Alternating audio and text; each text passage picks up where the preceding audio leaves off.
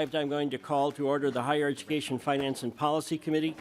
Members, we're going to have a continuation of the Office of Higher Ed. I had 4 people on my list for questions: Representative Knorr, Representative McDonald, Representative Hicks, Representative Cleavorn.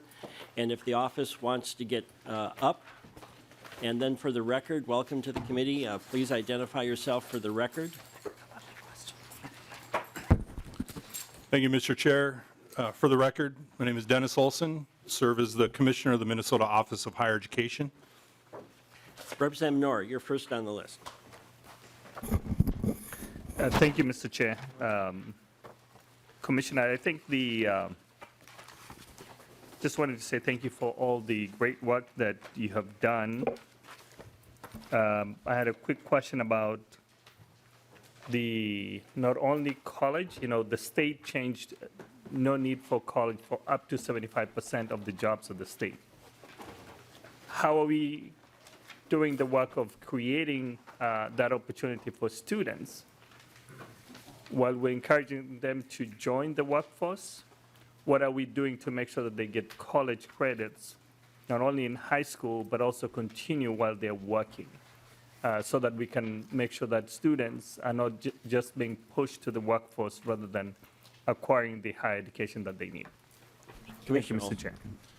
Yeah, Mr. Chair and Representative Knorr, thank you for the question. Certainly a multifaceted question. I would say our commitment remains the same to the statewide attainment goal. Our commitment remains the same to providing high school students with an opportunity to earn credits through a multitude of different ways, whether that be through PSEO or concurrent enrollment, or other opportunities for credits as well. This really doesn't change the work that the Office of Higher Ed or, frankly, our systems provide, our campuses provide. I will say that, the governor's announcement was one of probably about, I believe, close to 15 states now that have made similar policy recommendations.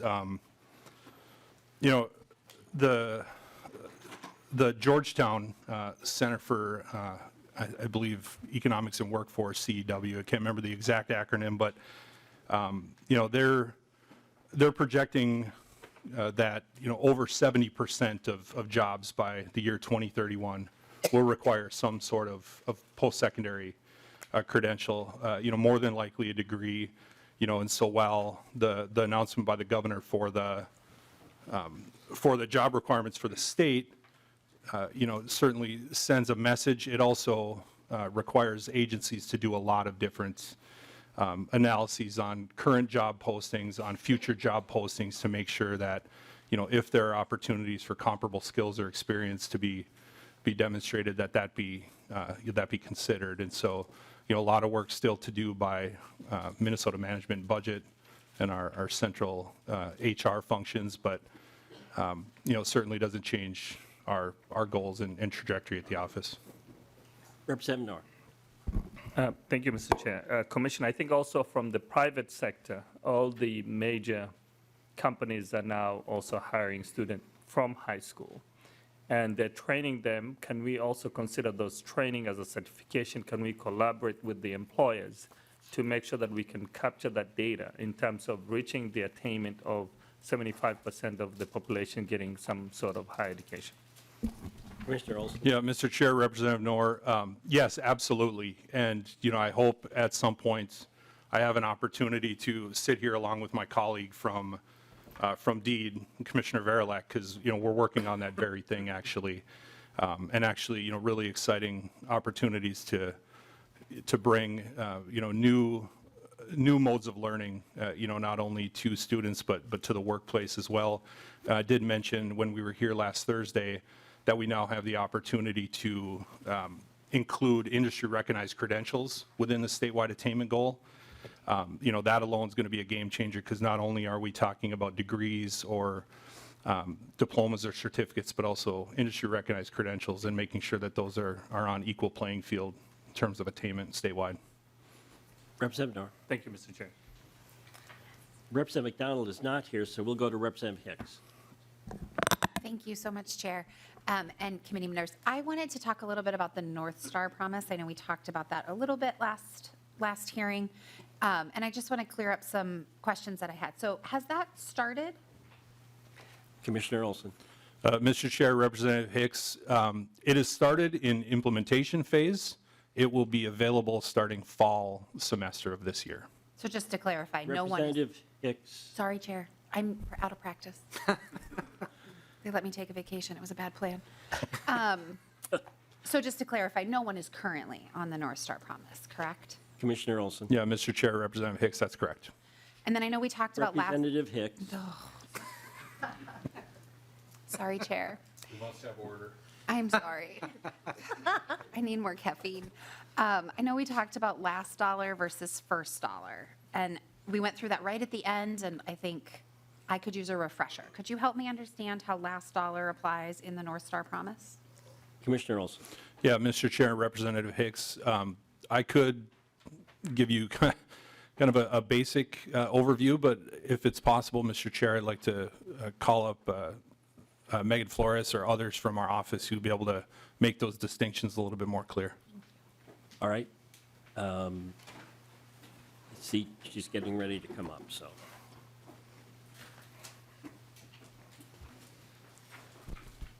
So Manager, welcome to the committee. Please identify yourself for the record. Hi, good morning, Chair Pawlowski, committee members. My name is Megan Flores, and I serve as the manager of state financial aid programs for the state of Minnesota. So I believe the question was related to last dollar programs and how they work. The way that the law was written is that federal, state, and institutional gift aid, as well as third-party gift aid, would first come into consideration when doing the math. So the first step would be to calculate an individual student's tuition and fees on a semester basis based on their individualized credit load and charges on their student account. Then subtract out any federal gift aid, any state gift aid, any institutional or third-party gift aid, and then the remainder for eligible students for North Star Promise would have it covered by the North Star Promise scholarship. That's how the math would work. Representative Hicks. Thank you so much, Chair.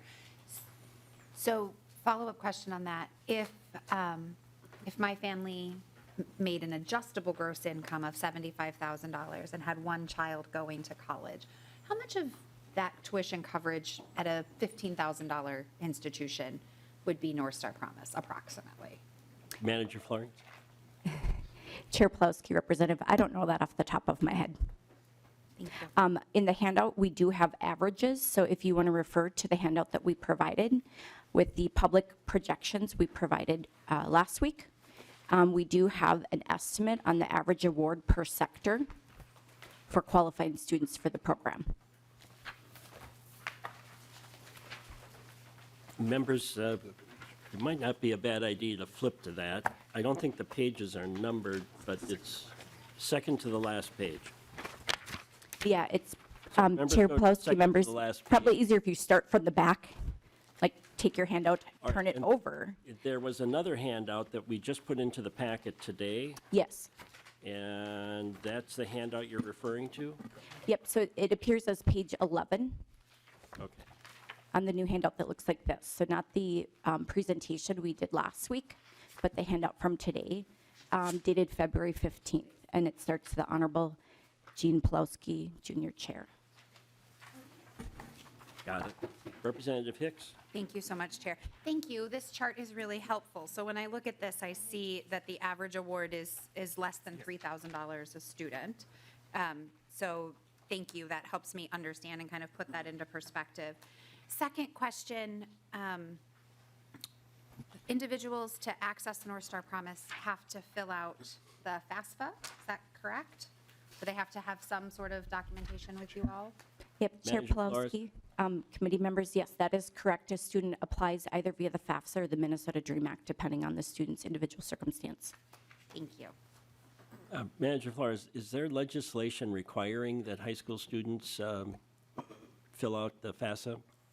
Chair introduce Pawlowski, the there's session. not in our state currently a requirement for a FAFSA filer for high school graduation. I know there's not a requirement now. But my question was, has there been legislation introduced? I was with a group of students this morning in my office, and apparently there has been legislation introduced to do that. And they were asking where it would go, and I didn't know if it would go to this committee or whether it would go to the K-12 committee. Do you know which committee that would go to? Commissioner? Yeah, Mr. Chair, to answer your first question, yeah, there has been legislation floated. I think in draft form. I don't know that there's actually been a full-blown bill introduced throughout history, but the last few years that I'm aware of, and it actually prompted us to establish our FAFSA completion goal, which we currently have in statute. But in terms of your second question about where it would come, probably both committees, to be honest, because it would require a lot of support, more than likely an appropriation for additional school counselor supports and other pieces at the K-12 level, and then here as well for us to track. Commissioner, now you've said the magic word appropriation, and it would be appropriation at the K-12 level in order to fill that out. So it might come as a form of information to this committee, but the appropriation would more likely have to come from K-12. Mr. Chair, that's correct. And this is just my initial assessment without seeing any specific language, but the heavy lift really would be on the K-12 schools. Now, just to remind anyone, if we have an ongoing appropriation, the word from leadership is we have no ongoing appropriations this session, at least in higher ed that I anticipate.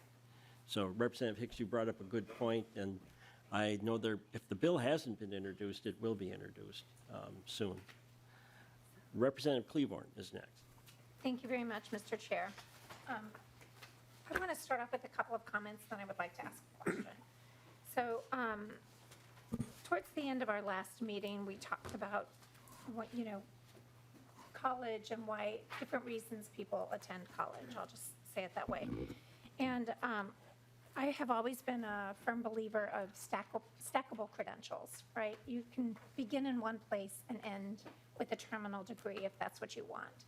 So I want to thank you and your team for working with our families and helping them through that process of where they can start and where they choose to end, so that we aren't, as Representative Noor discussed earlier, only thinking about people as cogs for jobs. They're individuals who may wish to reach their full potential.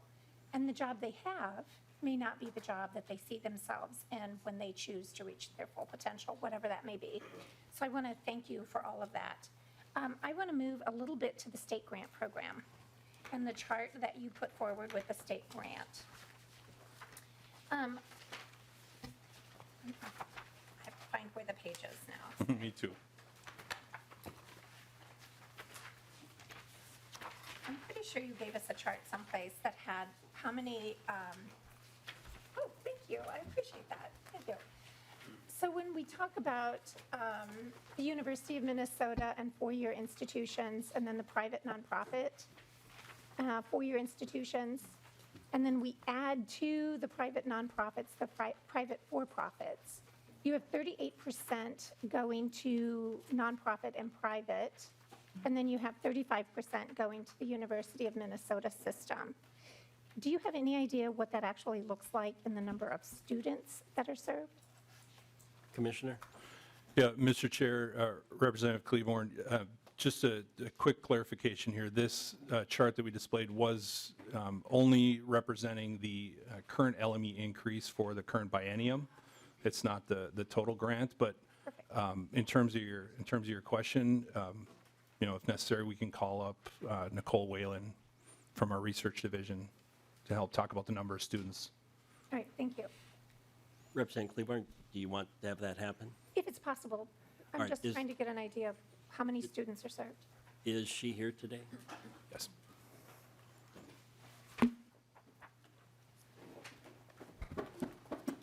Welcome to the committee, and please identify yourself for the record.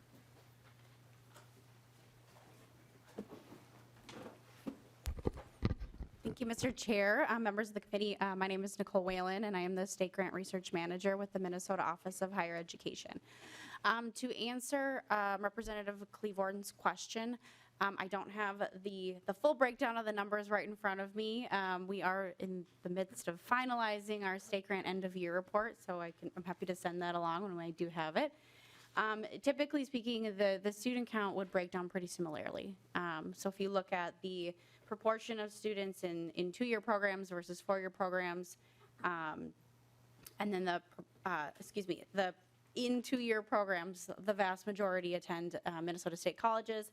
And then among 4-year programs, it is broken out fairly evenly as it is here in the award language. I think the reason why I didn't include recipient charts is for that reason, because they would have looked pretty similar. Representative Kleber? Mr. Chair, I would just ask that that information be provided to the committee. Yes, Thank you very I much. think we'd all like to see that as we're moving forward here, so thank you. Representative Kleber? That's all. Thank you. Representative McDonald isn't here. If any other member has a question, this would be the time to ask. We'll have the Office of Higher Ed before us again, so if something else comes up, you'll have that opportunity. All right. I have just one question before you leave. Do you track how we have 3 campuses in the Mid-State system that are offering free tuition? Pine Tech, we have Austin, and now we have the Technical College in Winona. Do you track their enrollment, and do you track how they're doing with that free tuition, particularly when the question was referenced by Representative Knorr? Almost all of them tend to focus on area high schools. So do you track how they're doing with that program, those programs? Yeah, Mr. Chair, thank you for the question. Yes, in that we get all of our reported information directly from the campuses and from the system in terms of enrollment, so there isn't any additional tracking mechanisms that we have that differ from what the systems would report to us. So Commissioner, if I were to request that you present to us the numbers of students, particularly at the high school level, that are involved, could you do that from those 3 areas? Mr. Chair, potentially. That's something we could work with the system on doing, and look at all the data sets available to us, certainly. I would like to make that request because I think in anticipation of the North Star Promise, I think we're going to have a much larger connection with area high schools than we've ever had in the past. And we have 3 examples already in play. I know that in Winona, in the 2-year last fall, they had 11% increase in enrollment, and they're anticipating a 13% increase in enrollment this coming fall. Almost, not all of it, but the vast majority of it is from the 5 area high schools. So if you can get that information so that we would have some idea what to anticipate with the North Star Promise, it would be appreciated. Yeah, Mr. Chair, glad to do that. And I will say, I appreciate you zeroing in on those relationships in particular because, those are certainly examples within the state that we could learn from. Great things happening at all 3 of those campuses and partnerships with their area high schools. I will say, too, it's forecasting some of the elements of our policy bill that will be coming before the committee, too, that look to clarify some of the language around those local relationships. Yes, Commissioner, I'd like to talk to you about your policy bill. I think I introduced it yesterday. Yes, sir. Yes, and I think it was given House File 4000, which apparently has caused some humor in the building. And we'll be talking about House File numbers as we proceed during session. So, All right, Mr. Chair, thank you. And Yep. I'm a funny guy, too, at least some think so. well, if you had anything to do with them doing it in the corner, I'll let you know later. All right. All right, thank you, Commissioner. Mr. Chair, members, thank you for the opportunity. Thank you. Next on the agenda, we have the Minnesota State Colleges and Universities. So we have Chancellor Olson, and I don't know who Chancellor Olson wants to bring up with him first, but is it Vice Chancellor Shepard? Okay. Yes, sir. So welcome to the committee. Please identify yourself for the record. And members, you have information in your packet. You might want to move to get that out. And I would save the information from the Office of Higher Ed so we can go back and reference it. So welcome to the committee. Please identify yourself for the record. Chair Pawlowski, members of the committee, thank you for your service to Minnesota. And Chair Pawlowski, thank you for your many years of service to Minnesota's higher education system. I'm Scott Olson. I'm the Chancellor of the Minnesota State Colleges and Universities. Prior to becoming Chancellor, I had been the president of Winona State University for 11 years. And prior to that, I was a provost at Minnesota State University Mankato for 9 years.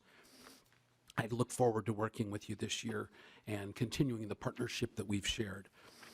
it's critical to our faculty, our staff, and campus leaders. We serve 300,000 students across Minnesota, and that's Minnesota's future workforce, and that's why this partnership is so critically important.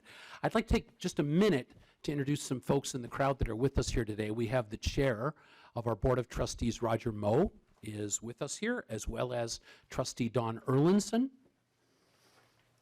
We also have with us one of our bargaining unit leaders, Nicole Emerson from MAPE. And most importantly, we've got all these students from the state universities across Minnesota. So thank you, students, for being here today. It's so important that you're engaged with this. Thank you for the historic investments you made last session in higher education. We welcome the responsibility to provide this committee with the most up-to-date information on how your investments are going and how it's affecting enrollments and other things in Minnesota. We sincerely appreciate that this committee held hearings in November. It provided us an opportunity to share how we were spending the appropriation up to that point, and today is going to be a bit of an update on that. As we discussed in November, Vice Chancellor Mackey provided leadership in getting the funds out to the campuses in a timely manner, which allowed us to provide the level of detail we were able to give you in November. Along with Vice Chancellor Bill Mackey, Interim and Associate Vice Chancellor Paul Shepard, and Associate Vice Chancellor Kim Lynch. Chancellor, I'm going to interrupt you just for a second. Yes. Did the hearings we have in October stimulate the system to implement the legislation that we passed last session? Well, Chair Pulowski, I believe we were in motion to do that, but it was great to have the opportunity to encourage faster adoption of things like advertising the North Star Promise and advertising the tuition freeze and other things like that. It's always good to be in conversation. I appreciated the meetings prior to those two hearings and then the response that we were getting from your system in implementation.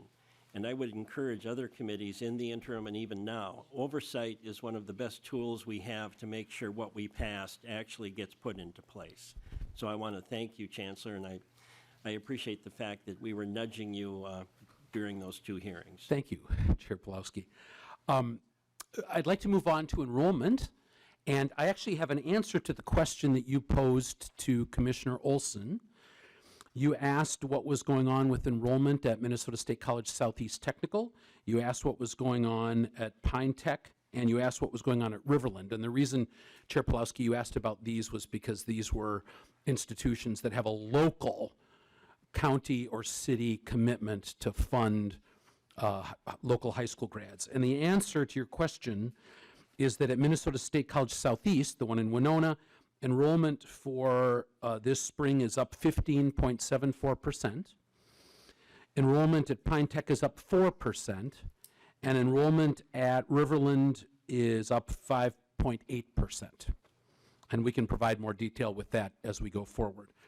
So Chancellor, and I asked it of the Office of Higher Ed, is there a possibility of breaking down how the high school students are accessing that so that we would know that the high school students are having the opportunity at the high school level of getting a skill set before they graduate from high school? Chair Pulowski, I'm sure there's a way to do that. Okay, if we can. And we'd be happy to work with Mohi to do that. In one of the future hearings, before we get to putting a bill together, I would really like to see that data. So thank you for this information, though. Chair Pulowski, so that good news isn't restricted just to those three institutions. There is generally good news on the enrollment front. Enrollment is showing improvement over fiscal year 23, and most colleges are experiencing better enrollments than they were projecting last June. You'll see that enrollment this year is up, and that's for the first time in a decade. I believe much of this is attributable to the work of the legislature, what you did to address affordability, freezing tuition, creating the North Star Promise, et cetera. That does have a huge effect on enrollment. Minnesota needs workers, and you have invested in a growing Minnesota's workforce. Having been on a campus during this time, I can tell you the resources that were provided were critical to maintain needed programs and services that students look to as they make their college and university decision. There's optimism that the trend of annual enrollment growth will continue into the near future, as you can see on slide 3 here. While our colleges and universities are always focused on strategic enrollment management strategies, we have benefited greatly from your investment last session. Increasing financial support for students through the North Star Promise, the State Grant Program, the Emergency Assistance Program, the Minnesota American Indian Scholarship Program, and others all help students make decisions about attending college. Freezing undergraduate tuition for 2 years, being able to invest one-time campus support funds, strategically supporting student success, increasing student recruitment, and expanding higher education academic programs all help serve more students at our colleges and universities, students who overwhelmingly, when they graduate, will stay and work in Minnesota. About 80% of our students overall stay and work in Minnesota after they graduate. Applications for fall of '24 are up system-wide by 18%. I think this is as the word gets out about the North Star Promise and the tuition freeze. We're seeing a lot of applications. We can't predict how many of those applications will turn into enrolled students, but that's really exciting to see an increase like that. Now I'd like to say a few words about the North Star Promise Scholarship Program that you created and funded, and what we're doing to market this opportunity to potential students. Minnesota State has engaged in an outreach program at all of our campuses to drive the affordability message, and we greatly appreciate the partnership with the Office of Higher Education. I think what you're looking at are some examples of ways we're promoting these opportunities to students. Minnesota State's been advertising on Facebook, Instagram, radio, streaming audio about the possibility of free college tuition. We've also developed a marketing toolkit for all the colleges and universities with customizable graphics for Facebook, Instagram, TikTok, Twitter, X, I guess, LinkedIn, email, and print for their use. Additionally, October was Minnesota State Month, a month where all colleges and universities waive the application fee. I'm happy to tell you that system-wide we've had an increase of 13% of applications this past October as a result of that incentive. We're taking the great work of the North Star Promise program a step further with a promise, the Minnesota State Promise, to all students to provide an extraordinary education that's affordable, accessible, enhances their quality of life, and ensures prosperous communities and Minnesota's future. With legislative help, you can see what the promise to students is. In addition to affordability, we provide wraparound services to meet student basic needs, something you supported last time, along with providing extraordinary academic programs taught by a caring and engaged faculty. We offer free tutoring and writing services to ensure students are prepared and the flexibility to meet students where they are at 54 campuses across the state. We're grateful for the legislature's investment in funding $75 million so we could freeze tuition over the biennium. With your help, we continue to be the lowest cost provider in the state. Minnesota State has developed a toolkit for campus marketers to customize their own frozen tuition ads, and campuses are coming up with their own unique and creative ways to get the message out to students, even though this winter there's not a lot of things freezing around here. I want to say a few words about the workforce development investments you made last session. You appropriated $13.5 million in one-time funding for equipment and learning environments, along with an additional $13.5 million to develop and expand industry sector programming. This funding will benefit our future workers and all the companies and communities they serve throughout Minnesota. Our college and university leaders are committed to raising a match of $13.5 million. You challenged us to a match of $13.5 million. As a matter of fact, at the State of the System address I gave this past fall, campus leaders committed to raising funds by signing a pledge, which you can see here. Mr. Chair, with your permission, I'd like to turn the presentation over to Interim Associate Vice Chancellor for Student Affairs and Enrollment Management, Paul Shepard, who would like to say a few words about the basic student needs funding. Chancellor, Representative Robbins has a question. Representative Robbins. Thank you, Mr. Chair. Thank you, Chancellor, for being here. So I appreciate the earlier slides with the enrollment numbers, and it's very encouraging to see the trends. That's excellent. I wondered if, for a future date or just for the committee's benefit, you could provide that breakdown by each school, so we could see the numbers in each school in the system. And also, I'd like to get information on the graduation rate. So I think it's really important. It's great to see this uptick in enrollment, but I'd like to see how many are completing their degrees. So I'm sure it's a lot to put together, but if you could just add that to your list and send it out to us, that'd be great. Chancellor, Representative Robbins, I think that sheet is in your packet, at least for 2019 through 2023, or did you want to go back further? That's, Mr. Chair, sorry. It doesn't have the graduation rates on it. Oh, okay. Sorry. So Chancellor, same sheet, but with graduation rates? Chair Pulaski, Representative Robbins, yes, we can get you campus by campus breakdowns on graduation rates. And also I have, hot off the presses this morning, data on enrollment for this spring, which I can give to Owen Worth when the hearing ends, and we can get it out for you. Thank you. Representative Robbins, is that it? Thank you. All right.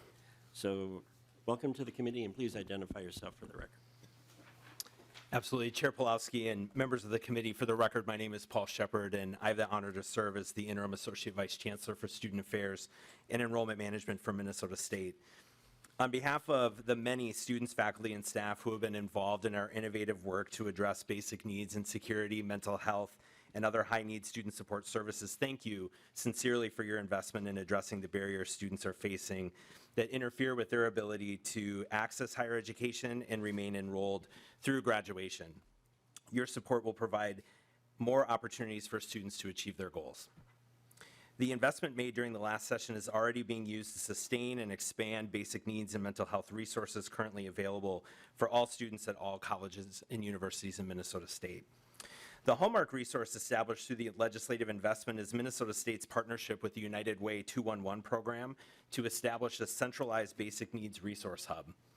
The resource hub was launched in the fall of 2022 and provides all students at all colleges and universities with access to basic needs and mental health resources available on their campus and also in their community via phone or text message 24 hours a day and 7 days a week.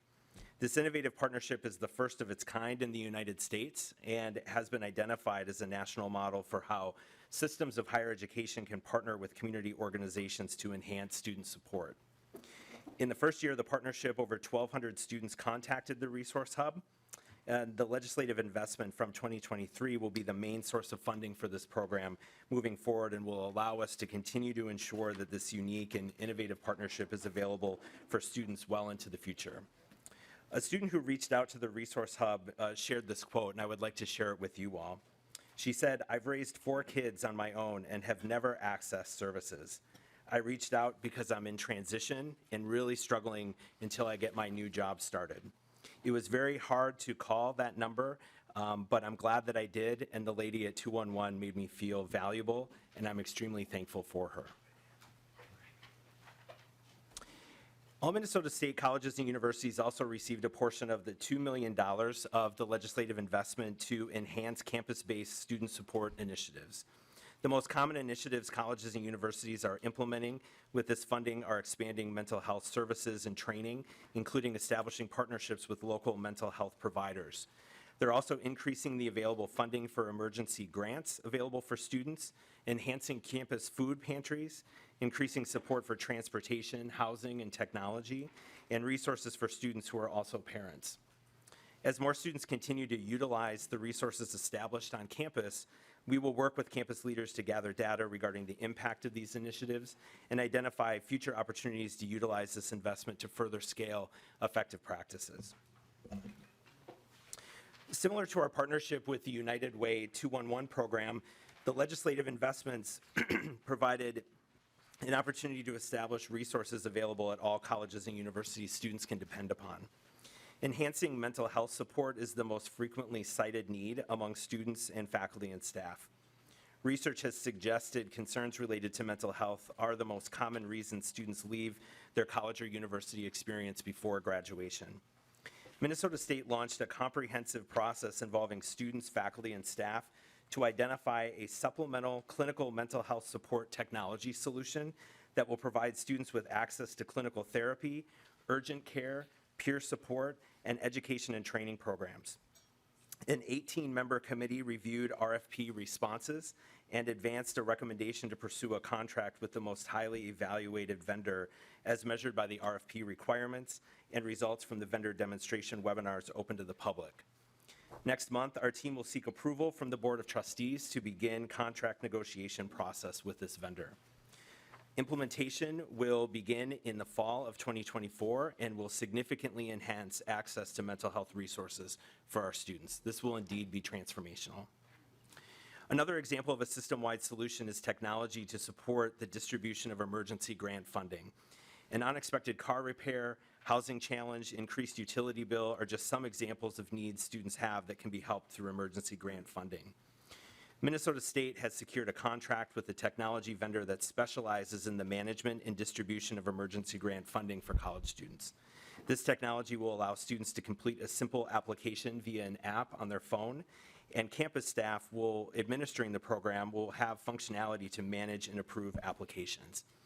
The vendor facilitates the distribution of the funds to students in a timely fashion and provides data analytics helpful in understanding the evolving needs of students. The supplemental mental health clinical support solution and the emergency grant management technology are just two examples of new initiatives that simply would not be possible without the investment from the legislature in addressing basic needs in security, mental health, and other high-need student support services. Mr. Chair, that concludes my portion of the testimony, and with your permission, I would like to next introduce my colleague, Kim Lynch, who is the Associate Vice Chancellor for Educational Development and Technologies. We have one question. Representative Rare. Thank you, Mr. Chair. You had mentioned that the app that you have for the student emergency grant. Is there, I think we had talked about this earlier, but is there a cap on how much they can receive? Is there any verification, like what happens after they apply and then it goes and it's quickly sent out, kind of like unemployment insurance is very quick. They turn around in less than a week and get it out the door. So, but I know that they have lots and lots of checks and balances. What, do you have anything in place? Vice Chancellor Shepard. Yes, Chair Pulowski, Representative Rarick. Yes, when a student completes the application via that app, there will be a verification that that student is indeed a student at that particular institution. Each college and university will have the ability to set parameters for the program, so making decisions about the number of awards they can receive, the amount that's really left up to the campus to administer those funds in the way that they best see fit. From there, once that application is approved within that system, the turnaround is indeed very quick, and students can receive those funds in a variety of ways, whatever best meets their needs. Representative Rare. Thank you, Mr. Chair. And you were introducing, is it Vice Chancellor Lynch? Yes. All right. Welcome to the committee, and please identify yourself for the record. Chair Pulowski, members of the committee, my name is, for the record, my name is Kim Lynch, and I currently have the pleasure of serving as the Associate Vice Chancellor for Educational Development and Technology in Minnesota State. Well, I am thrilled to share how we are using legislative funding to reduce student out-of-pocket costs by expanding free offerings in course materials and resources, including through open educational resources, open textbooks, and implementation of zero textbook cost degrees, sometimes known as Z degrees. As you probably know, when textbook costs are high, students tell us they sometimes choose to go without, hoping to learn enough without buying the books or taking fewer classes to reduce the overall cost. When we can remove the cost of textbooks, we make college more possible. We make success in college more likely. You, as a legislature, have been strong and steady partners in this initiative of textbook affordability since 2020. And you've made it possible for us to expand this work from really individual faculty making that commitment to cohesive institutional commitment to this work. As shown in this slide, 10 colleges right now make it possible for a student to complete a Z degree, which is an entire degree without any textbook costs. As noted in the Z degrees report to the legislature that we submitted in January, I have a copy of that, but it's also in the reference library. Aggregate savings now total over $8.5 million, or what has bumped up to what we've looked at as about $7 in textbook cost savings for every dollar invested in that program. So it's a really wonderful return on investment. We love to hear that. You believed in this work, and it is paying off for students. Not only that, but momentum is gaining each year. 6 colleges and 2 universities are exploring whether they can do that route, actually implementing, or they're expanding what they currently have available for students who want to take advantage of those zero textbook cost degrees. We're also currently reviewing 16 applications from 3 universities and 13 colleges that hope to do the same. Either, again, explore, fully implement, or expand what they're doing. So Vice Chancellor Lynch, I'm looking at your graphic, and I noticed the ones that have completed are all colleges, 2-year colleges. Correct. And then when I go down into in progress, I see only 2 state universities that are in progress. And given our research last session, those 2 would also have some of the worst declining enrollment over the last 10 years. So does it take massive declining enrollment to move to this position, or can we move to it without massive declining enrollment? Chair Pawlowski, members of the committee, in the original 2020 legislation, it specifically called out colleges because that was where it began. So what we did in the most recent legislation was to work with you to expand the availability of this program or opportunity to universities. It's a little bit of a heavier lift for them to get to a zero textbook cost degree, of course, because they have twice as many credits in that program. But what we've been encouraged by is not only the 2 that you see here, but we also have, I believe, at least 1 or 2 others that are looking to explore it and have made some headway already, even though they are not represented in this particular initiative. MSU Mankato has done some great work with this and have shown their own cost savings, even though they don't have a Z degree specifically in this program. Yeah, Vice Chancellor Lynch, I would really encourage it. I have been adjunct faculty for 3 decades. My students have never paid for a book. The only book is what I create. And I would hope that the universities would move to it. Chancellor Olson, did you want to make a comment? Sure, Chair Pawlowski. I know in the case of at least one institution, Winona State, it had very poor leadership over the last 11 years. There's hope for some improvement imminently. Hopefully. Representative Rogamont. Well, thank you very much, Mr. Chair, and thank you, Vice Chancellor, for this update. When I first was sworn into the legislature in 2019, one of the first bills that I put forward was funding for the Z degree textbook program. And so now that we're here 5 years later and this has had the chance to be implemented and take off throughout the state, I am absolutely thrilled to see the over $8.5 million in cost savings and to see that $7 per student for each $1 invested return on investment. That's wonderful. That's exactly the intention that I had when I put that bill forward, and I'm grateful to see it playing out exactly as hoped for throughout our state. The question that I had, Mr. Chair and Madam Vice Chancellor, is I see that one of the universities that I represent, St. Cloud State University, is in the in-process section of the implementation of the Z degree program. Could you please give more of an update on what exactly that means for the students that I'm representing and the students at the 7 other colleges and universities that are in process? Where are we at with that? And is there anything that we can do more at this time as the Higher Education Committee to further the incredible impact that the Z degree textbook program is having? Vice Chancellor. Chair Pawlowski, Representative Wolgamott, first of all, thank you so much. Yes, you were a partner in this early work, and that it really has made a difference, and that's what we all love to absolutely see. In terms of the question you asked regarding the universities, I mentioned that the early legislation focused on colleges, so they're a little bit, they're sort of moving into it a little bit more slowly than our colleges were able to do.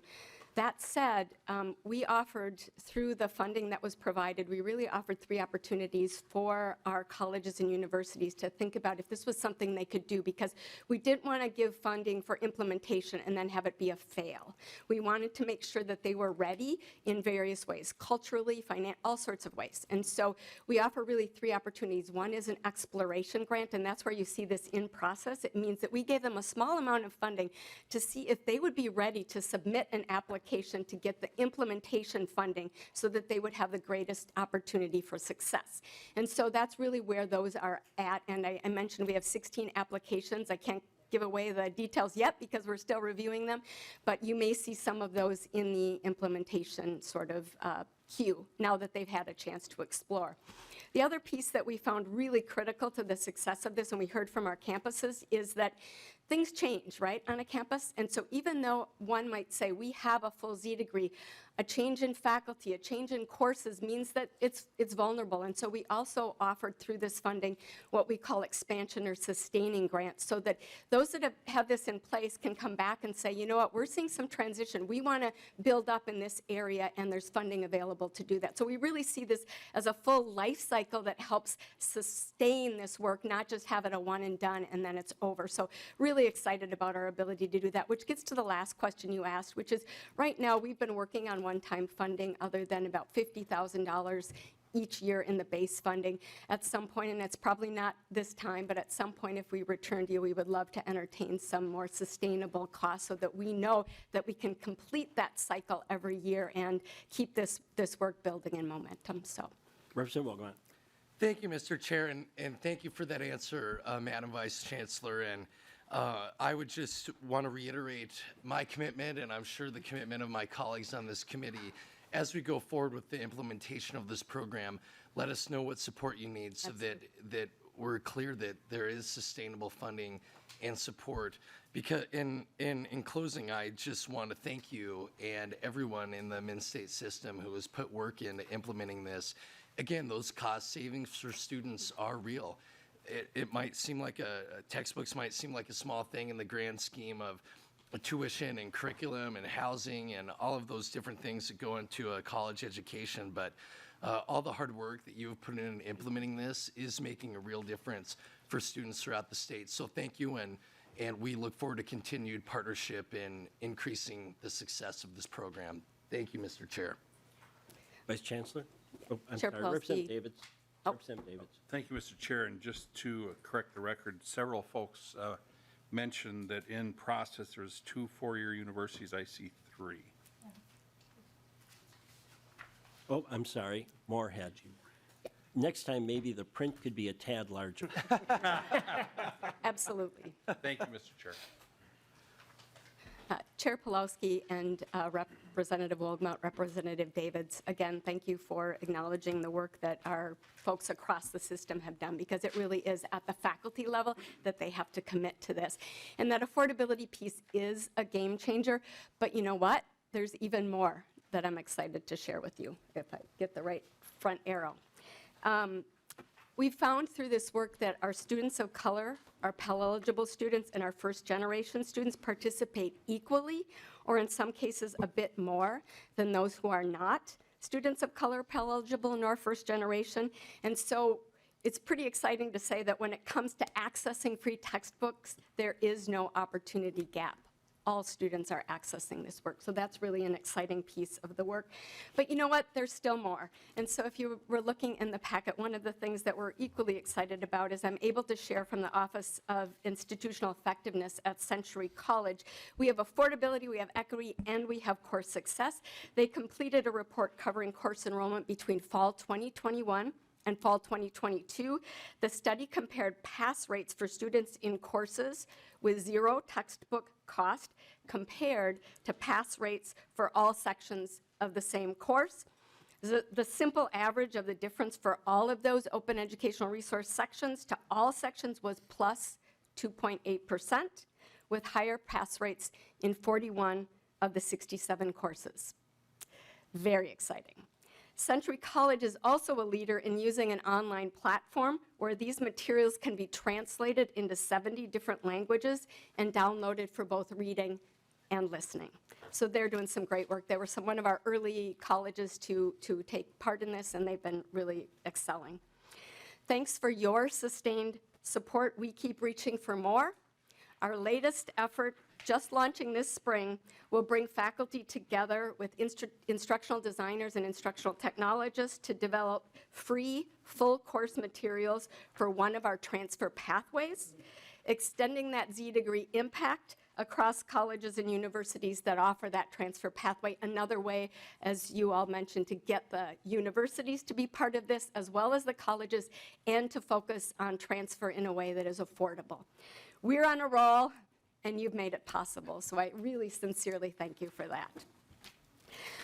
With that great news, and with your permission, I'll turn the presentation over to Vice Chancellor Mackey to talk with you about one-time campus operational support. Thank you. Welcome to the committee, and please identify yourself for the record. Thank you, Mr. Chair. Members of the Conference Committee, for the record, my name is Bill Mackey, and I serve as the Vice Chancellor of Finance and Facilities for Minnesota State.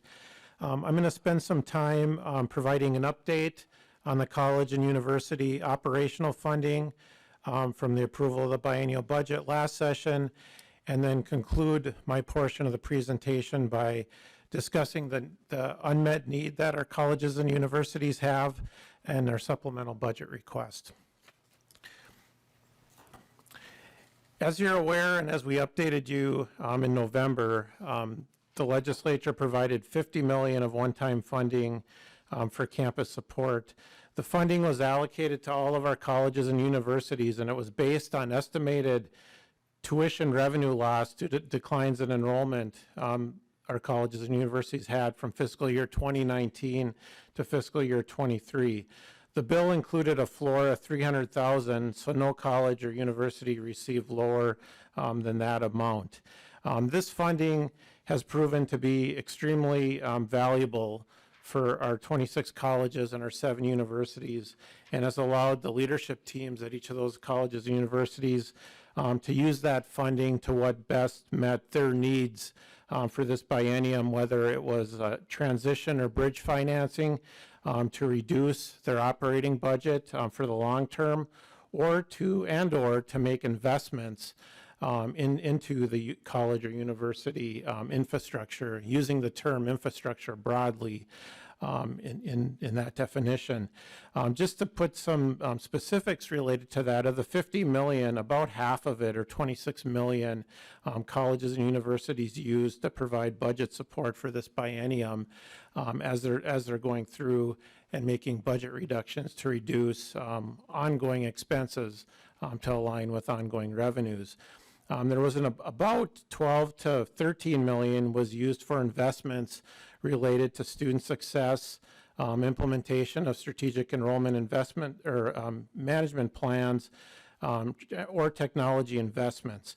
So essentially half, 40 million of the 50 million used for budget support or used in investments that relate directly in some way to student success. So I know our colleges and universities were very grateful for that funding and have been able to utilize that to assist with their long-term planning.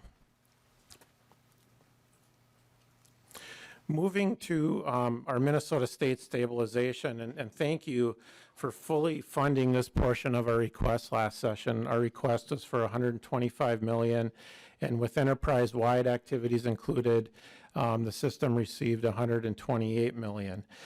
This funding is used to address inflationary needs and help ensure our 26 colleges and 7 universities can offer the breadth of academic programs and student services that are necessary to serve our state. System-wide, our colleges and universities rely on state appropriation to cover about 55% of their general fund operating budget. We also testified last session and currently have that about 75% of our general fund budget is related to compensation costs. So it's critical that we have the ongoing revenues in order to cover the ongoing compensation costs. Without this funding or shortfalls to this funding, campuses are forced to make additional long-term budget reductions. And you may be aware that some of our colleges and universities are currently in that process of making difficult budget decisions. Moving to our supplemental budget request that was approved by our Board of Trustees at its November meeting and was submitted. As we testified last session and provided college and university specific data related to operating budgets, that even if Minnesota State were to receive full funding for operations and maintenance and a fully funded tuition freeze, which we did, some of our colleges and universities would still be faced with budget shortfalls. Again, the addition of the one-time funds for campus support help alleviate some of those issues in the short term. The primary purpose of this supplemental budget request is to address the new developments that emerged since the state passed its biennial budget. For Minnesota State and for the higher education sector in general, significant changes center around inflationary pressures and compensation and non-compensation costs that are currently higher than were estimated during the preparation of the biennial budget request in fall of 2022. Known increases in compensation, which again is about 75% of our budget, exceed the amount of available new resources that the system has this biennium. So colleges and universities, to various extents, are under pressure to make reallocations and reductions to cover these costs to prepare for the future. According to the estimates, when this supplemental budget request was put together, we estimate a biennial gap of $61 million, which is the amount of our request. A supplemental request of this amount would provide additional resources to support these new costs. In addition, continuing this amount as an annual base appropriation in fiscal years 26 and 27 would provide colleges and universities with a much less extreme drop in funding in those years. Reliable, ongoing operational funding is critical for colleges and universities so that they can maintain the programs and services necessary to fulfill their mission and the promises to their students and to their communities.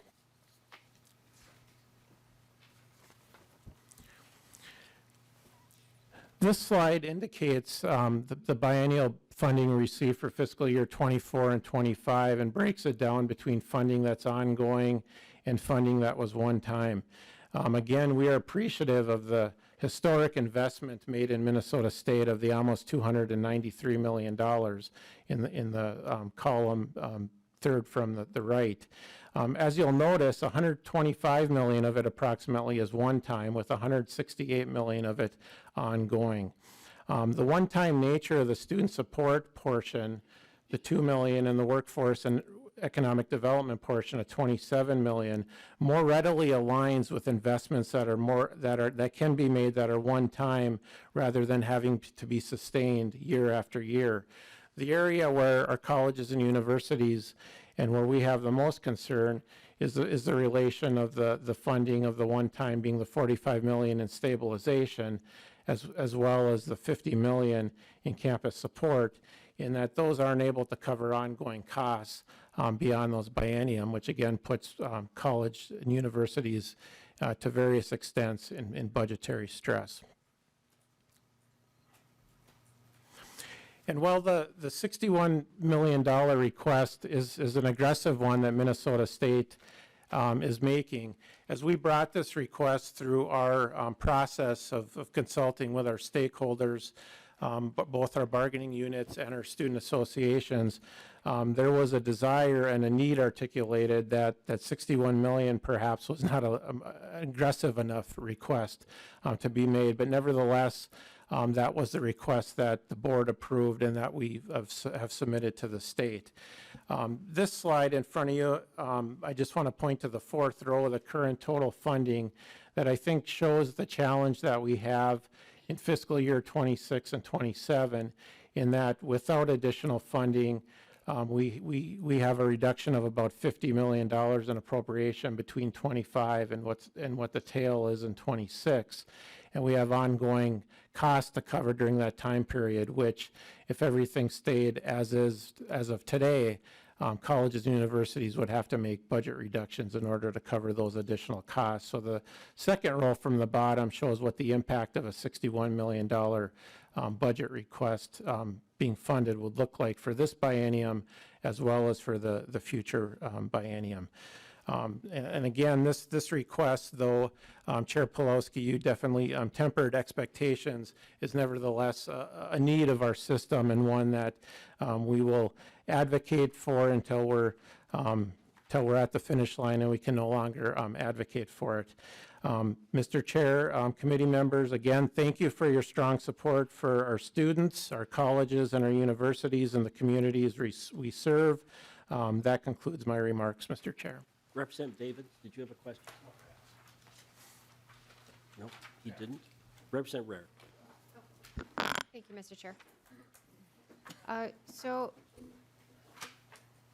let's just start with St. Cloud State.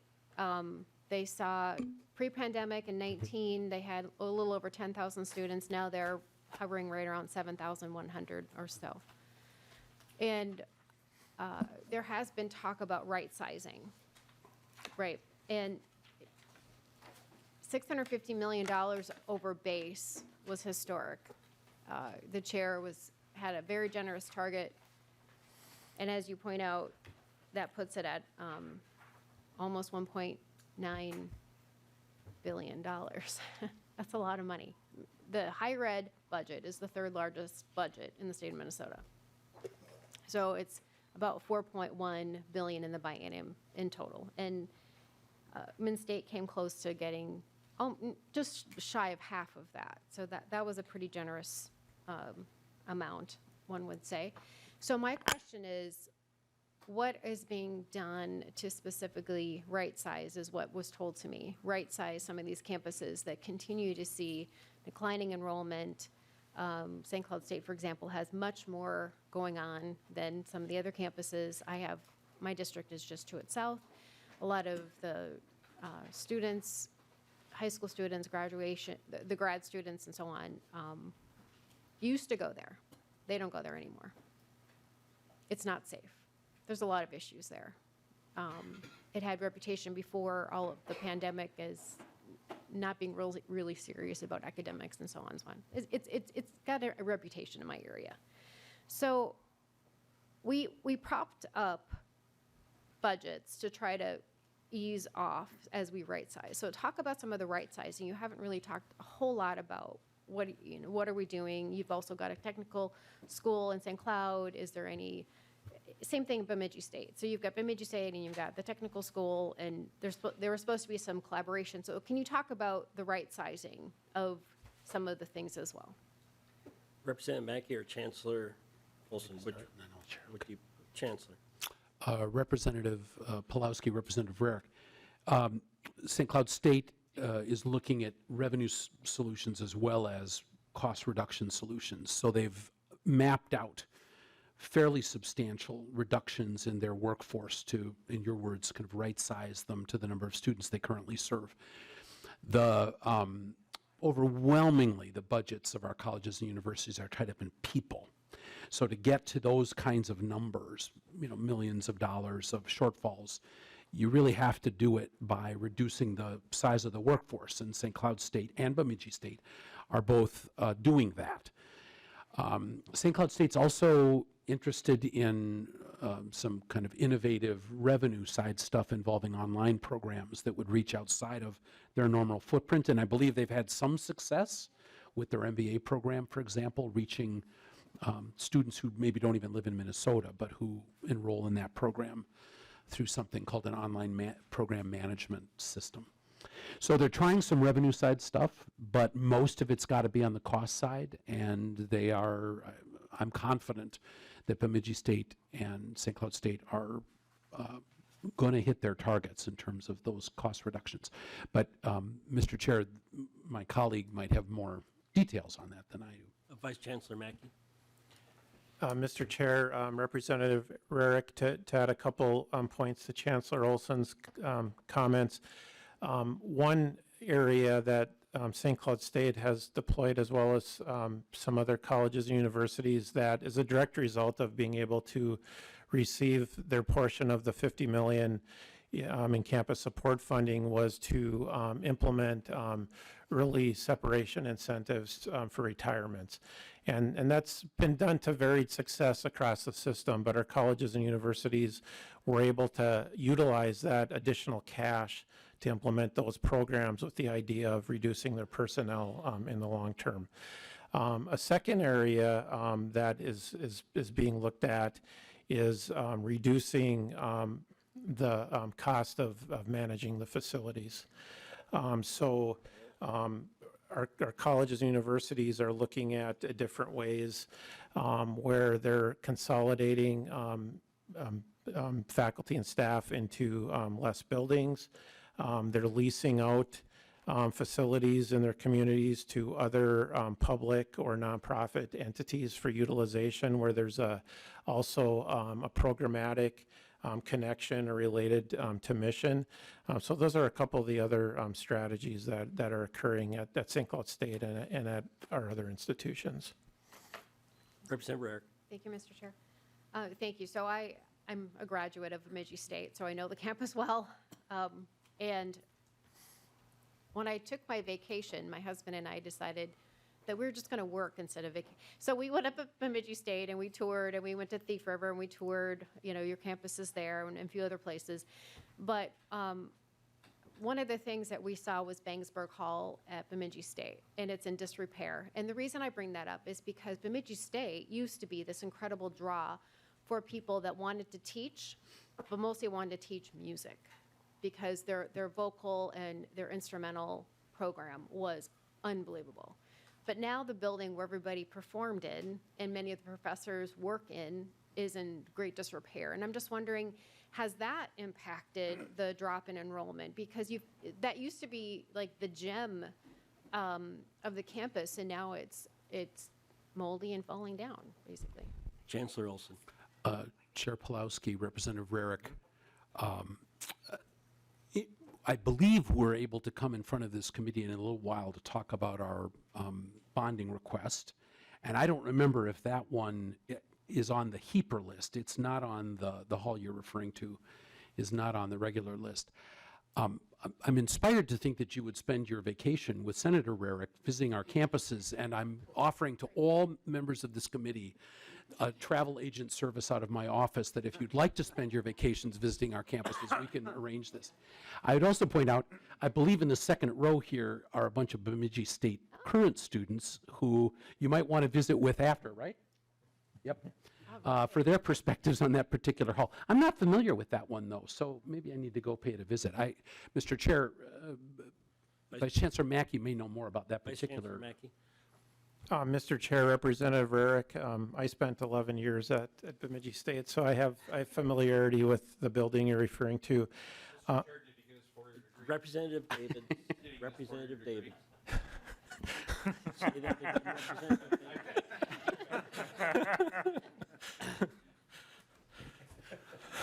Vice Chancellor Mackey. That was a good one.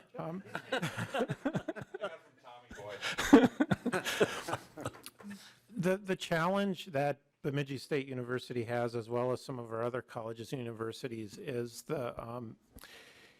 being able to implement the comprehensive facility plans at our colleges and universities with addressing deferred maintenance, as well as updating buildings to meet modern and current standards. So all our colleges and universities have plans that align with their academic plans, their strategic enrollment management plans, their diversity, equity, and inclusion plans that provide the facilities to support those plans. But we're way behind on the facilities part of it because of the funding aspect of it, of being able to stay current with it. So as an example, at Bemidji State, there was significant work done, as an example, and you may have seen this on your campus tour, of tearing down an old facility, Hag Sauer, that was about 90,000 square feet, and replacing it with a facility that was less than half that size to modernize the classrooms. And that was probably done, it's probably started over dozen years ago and was open probably about 5 years ago. But the time horizon to execute these types of projects has been so long, and you'll hear more about that when we present our capital investment committee. But these are real issues of being able to have enough operating dollars to keep facilities current. And quite frankly, we are behind in that area, as we've articulated, in particular to the capital investment committees. Chancellor Olson. Chair Pulowski, Representative Rarick, one last point on this. Yes, it affects enrollment. If campuses are having kind of rundown or empty buildings and students are touring and thinking about whether they want to go there or not, that can negatively affect enrollment. And that's why we'll be back in front of you talking about some of those needs. Representative Rarick, next week we will have a review again of both systems' capital requests with an emphasis on higher education asset preservation. We had it yesterday in the Capital Investment Committee, and I did request, and Chair Lee also requested, that the breakdown of higher education asset preservation be done by campus and it be done by rank order, so that the number one item and then all the way through. So you're going to see on both systems the higher education asset preservation by campus and in order. And in my comments in the committee yesterday, I don't know how much money we'll have in capital investment, but I'm hoping we'll go along with the system's request to the extent we can with the funding that we have. So you'll be able to see where any structure is that needs to be repaired across both systems. Mr. Chair, final comment. Representative Rarick, go ahead. Thank you, Mr. Chair. Just a quick wrap-up Sure. comment. So thank you for that, and I look forward to that conversation and talking about how buildings and the disintegration of some of these buildings are just, and I did tour Hag Sauer's new replacement building, I guess. It's beautiful, it's modern, it overlooks the beautiful Lake Bemidji, so it's amazing. It's such a gem, and I say that probably a little biasly because I grew up there and I went to school there, but it's sad to me to see the decline in enrollment, and I knew that for decades it had this, as you know, Vice Chancellor, this incredible draw for people that really loved music, and they used to tour internationally. You know, they would take their choirs and tour internationally with Dr. Brandvik, who composed all kinds of things. So it's sad for me to see the disrepair of the building. So thank you, and I look forward to that conversation as we move forward, because I'm sure it has an impact in who comes and who doesn't come, and if you where they like choose to the go. Minnesota State list, wait till you see the University of Minnesota $500 million request list on just asset preservation. Yeah. It's a stunner. Yeah. Representative Scott. Thank you, Mr. Chair. I just have sort of a follow-up question, or it's related, maybe dovetailing to that. Just as you look out into the future, which I know you have to do to a certain extent, and, you know, this last session going from almost a $20 billion surplus to now running a deficit in the out years. What are you doing to prepare for that? And especially given with this North Star Promise, I would guess that you're projecting that enrollment will go up. And so what's going to be the game plan going forward when there are deficits that we're facing? Chancellor Olson. Chair Pulowski, Representative Scott, all of our campuses are expected to have a balanced budget every year.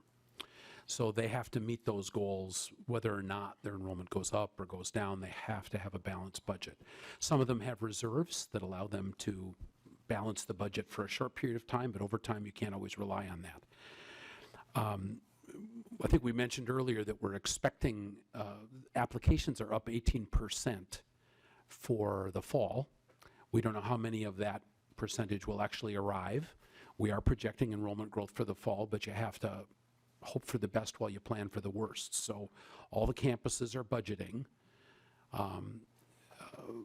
conservatively so that they have a balanced budget come July 1 and beyond.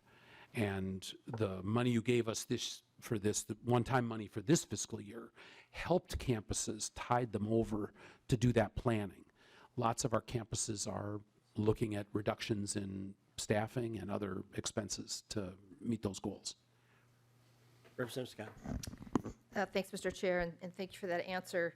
Do you have some data over, with the declining enrollment since, we have a sheet here that goes back to 2019.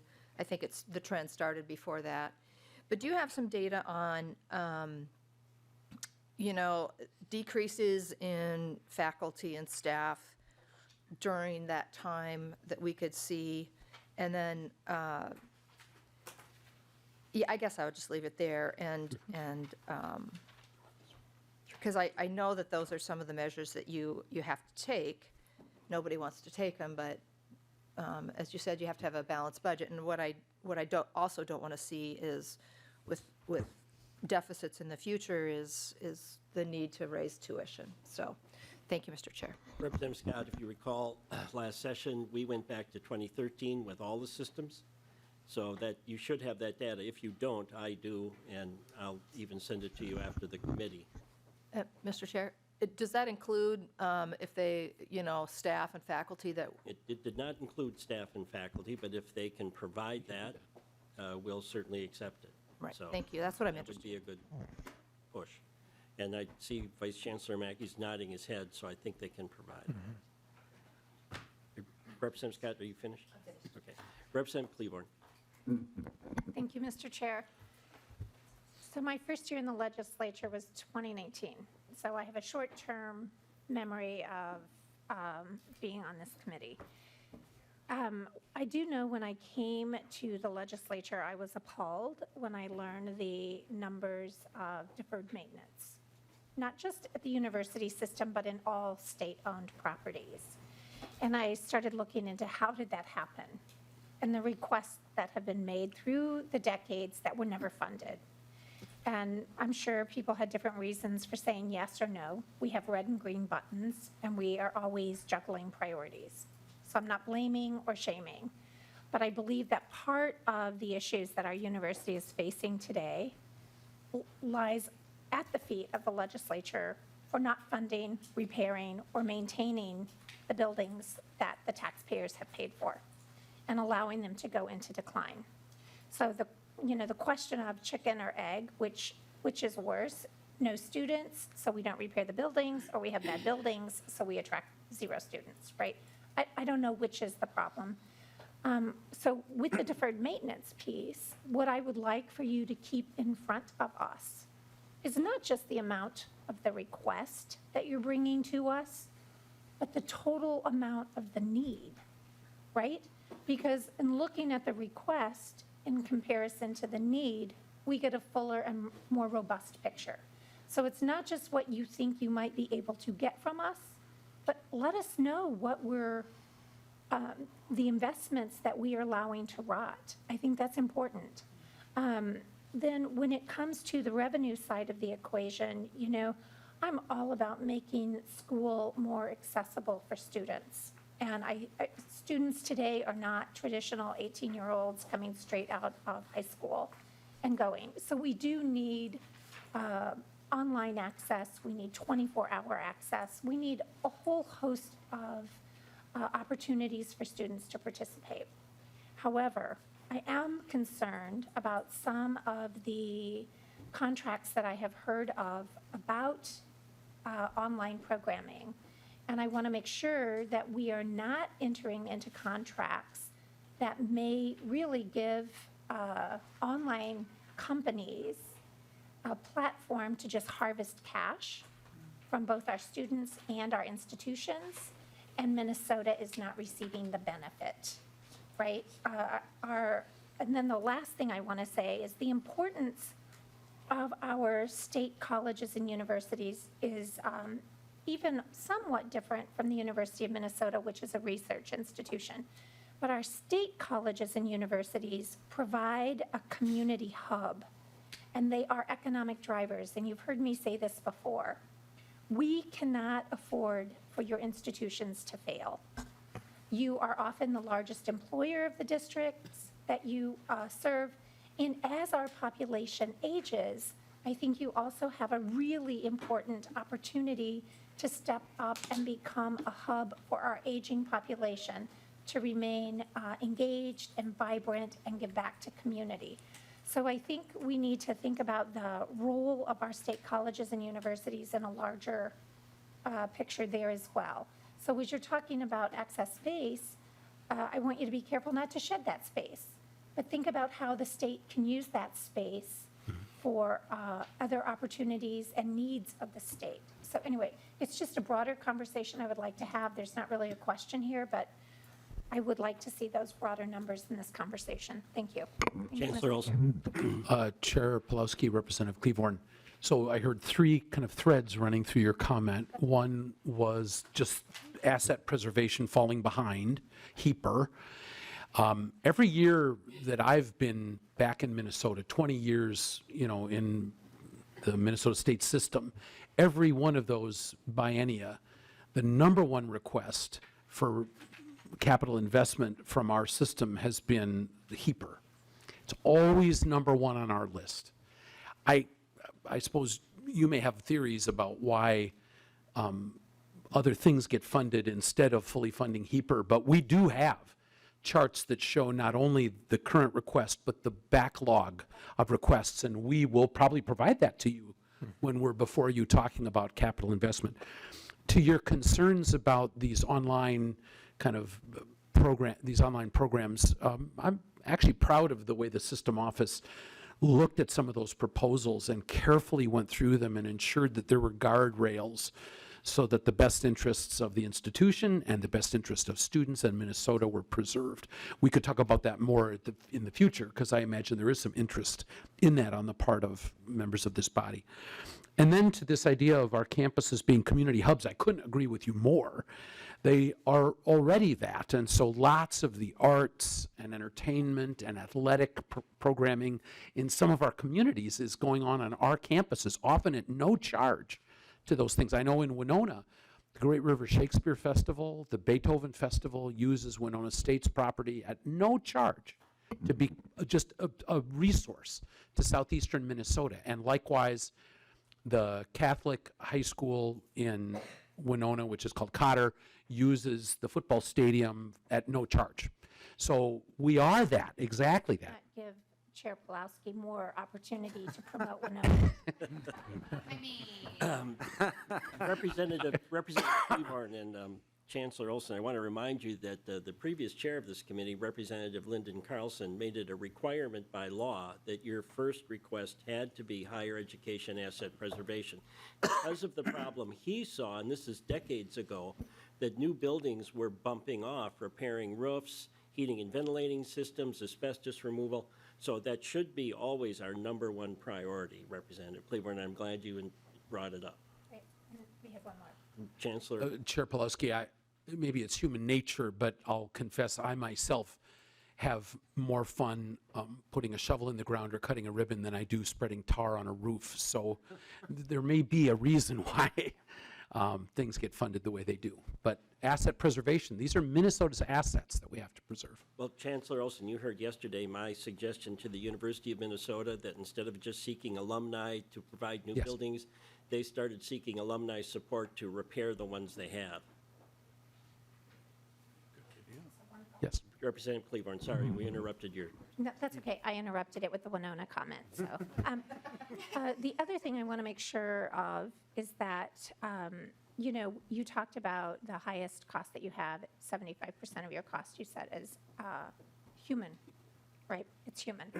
And the people bring the richness to our campus. The people know their students. People know the needs of our state, right? And I think at some point we, as a state, got a little short-sighted in not promoting. We were more STEM and not STEAM, and we know the importance of the arts in developing the whole person and developing executive function. We know that. That's well documented. But I want to make sure that when we do think about how we can economize using online classes, that we are also making sure that those online classes are being taught by Minnesotans, right? So that we are not diluting the richness that we have in our state by allowing those employment opportunities to go outside of our state, and we're focused on keeping our people employed. Thank you. Chancellor, you want to respond, or? Chair Pulaski, Representative Cleavorn, as I mentioned earlier, the graduates of Minnesota State overwhelmingly come from and stay in Minnesota. We are enriched by international students who come and bring new perspectives from around the world to help us learn and grow. And they may not stay in Minnesota, but I would argue there's some enrichment from having an international population here too. So Chancellor Olson, I would just suggest, and following up on your statement, that the administrators that are being hired across our campuses, it would also be a good idea if perhaps they came from Minnesota and were nurtured within the system. I think that may help the stability that we have had lacking across our system. When you import somebody who just comes and wants to do whatever it is they want to do and then they leave, the stability of these colleges and universities is essential. And that means we have to have somebody that knows what's going on in Minnesota. Chair Pulaski, I'm all for hiring Minnesotans. Okay. Representative Davids. Well, thank you, Mr. Chair. I thought it was a very good presentation today. I'd like to thank Mr. Mackey and for the job that you do and the others that testified. I do want to clear up the record, however. There was a comment made earlier about how the last 11 years at my alma mater and your alma mater didn't have very strong leadership. I beg to differ with that. I think they had tremendous leadership, and I'm excited that that leadership is now going to be in the statewide system. So thank you so much, everyone that testified today, and Chancellor, you do a great job, and I appreciate it. And Representative Davids, I think you just illustrated the point I just made about making someone from Minnesota a leader, and it's done a great job doing it. Representative Rarick, and we're pressing time. Just final two things. And to that point, Chair, there was a statement made earlier that 80% of our graduates stay in Minnesota. And I just want to put that in context because I was able to go to a dinner not too long ago with Midwest Higher Education Compact with Susan Heegart, and Chair Pulaski, I believe, is a part of that compact. And it was pointed out to us very clearly and loudly and emphatically that 80% is not a good statistic, unfortunately, because what happens is all of the states around us are net importers, and we are a net exporter, not net, but 20% leave and don't come back. So that actually was pointed out that that's very problematic, that we do want Minnesota students to be educated here, stay here, or educated somewhere else and come back. But we're losing, we have a net loss of that 20%. So, and that's unlike our neighboring states around us. So I wanted to point that out. When you said that, it made me think of it. And then the last thing, something that was brought to my attention just before the meeting, was the payroll system at Min State has issues. And so I want to raise that here and now so that we can have a further conversation about it. So I'm wondering if you have any, I'm sure you're aware because it's been brought to your attention, but I wanted to bring it to this attention that there is an issue with your payroll system and that some of your faculty have had errors in their paychecks or just missing paychecks altogether. So I'm just wondering if you could address that in the last couple minutes we have. All right, Chancellor, we're down to just a couple minutes. Chair Pulaski, Representative Rarick, it's true that a number of our employees, not just faculty employees, have had either overpayments or underpayments, and it has to do with a number of factors. Some are errors. Some have to do with the timing of when somebody's hired. We're in the process of introducing a new student and employee record system too, which will simplify some of these things and complicate others. But what you describe is accurate. The approach we're currently using, we began when one of our institutions, this is, 8 years ago perhaps, one of our institutions had a 70% error rate in terms of overpayments and underpayments. That concerned our Board of Trustees greatly. They wanted to see some kind of a system-wide standardization of how this was handled. That has reduced, greatly reduced, the number of the errors you're talking about, which now are under 1% from, at that institution was 70%. However, for any one of the folks that are in that category that got an overpayment or an underpayment, it's unacceptable, and we're trying to drive that number down to 0. And our Vice Chancellor for HR, Eric Davis, is working very hard to make sure that that number hits 0. Representative Rarick, anything else? Representative Rarick, I'm not the biggest fan of the Midwest Higher Education Compact. I find their information to be, in most cases, obsolete and inaccurate. It took this committee to decide that we had a 10-year ongoing massive enrollment decline in all of our systems for which that compact provided almost no information. So take everything with a little grain of salt, and particularly when you're eating at the St. Paul Hotel while I'm up here in another meeting. So with that, meeting is adjourned. I was a light caster. Chair.